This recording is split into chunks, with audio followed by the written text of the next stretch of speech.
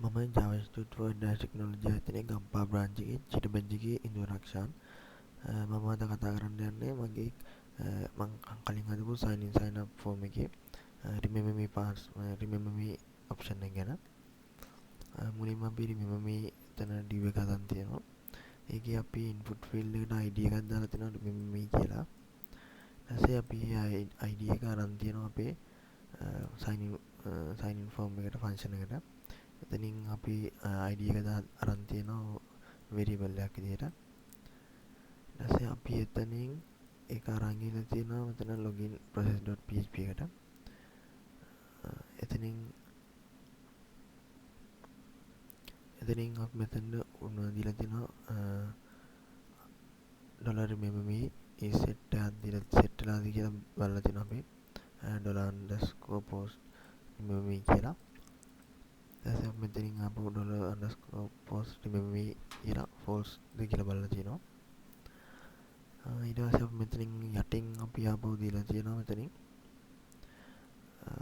අපේ if එක දීලා තියෙනවා $remember me true ද කියලා. ඊට පස්සේ ඒ ටික අපි මෙතනින් remember me token එකයි token hash එක අරන් තියෙනවා මෙතනින්. ඊට පස්සේ මෙතනින් expiry date එකක් අරන් තියෙනවා. ඊට පස්සේ අපි database එකකින් insert කරලා තියෙනවා අපේ remember me tokens ටික.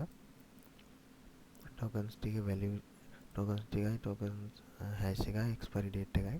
එතනින් values ටික අපි දීලා තියෙනවා. ඊට පස්සේ මෙතනින් cookies ටික save කරලා තියෙනවා. set කරලා තියෙනවා. ඊට පස්සේ else නම් අපි ආපහු set කරලා තියෙනවා cookies ටික අපි. මම වලට ඊට පස්සේ මෙතනින් අපි input field එකට අපි මෙතනින් php tag එකක් දීලා මෙතනින් if එකක් දීලා check කරලා තියෙනවා remember me echo කියලා check ද කියලා බලනවා. ඒ කියන්නේ අපි මෙතනින් දාලා තියෙන check box එක. එතන check box එක check ද කියලා අපි මෙතනින් බලලා තියෙනවා. ඊට පස්සේ අපි මෙතනින් අපි මේකට data table එකක් හදන් තියෙනවා remember me token කියලා. මේ table එකේ අපි දීලා තියෙනවා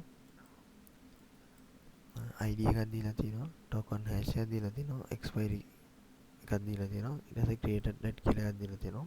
ඒක දීලා තියෙන අපි time stamp එකෙන් ඒක default එකක් දීලා තියෙනවා current time stamp කියලා. එතකොට මේක relation කරලා තියෙනවා අපේ user table එකට one to many එකක් කරා. මම ඔයාලට මේක පෙන්නනවා මේ page එක. මෙතනින් අපේ email password එක දුන්නාට පස්සේ remember me එක sign in වුණාට පස්සේ මෙතනින් අපි ආපහු ගියාට පස්සේ මෙතන අපේ email pass ටික save වෙලා තියෙනවා. මේක තමයි මගේ remember me option එක.